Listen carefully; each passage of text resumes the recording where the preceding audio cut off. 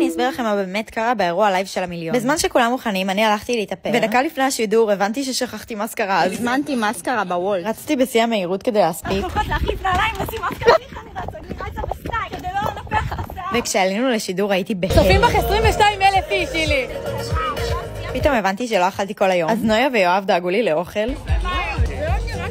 כמובן שהגיעו עוד מלא יוצרי תוכן שכולכם מכירים, אבל הכי מטורף זה שאביתר הגיע עם בימבה ענקית. קבלו את אביתר בגבס. מה את אומרת שאני בגבס? זה לא יפה. ואז בבום פשוט עלו 20,000 סאבים. כולם פה בהלם. זה לא היה מתוכנן בשום צורה שזה יקרה עכשיו, ואופ, זה קרה. אף אחד לא קלט את הסיטואציה. אומרים לי עכשיו באוזנייה, וואי, אני נשמעת באמת כמו כתבת שטח, יונית בחזרה.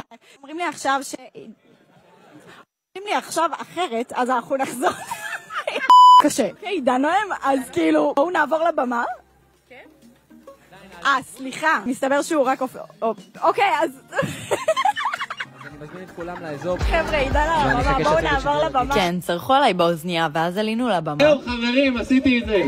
כמו חתונה, חתונת המאה, לא ממי, לא, זה, לא. וזהו, ככה זה נגמר.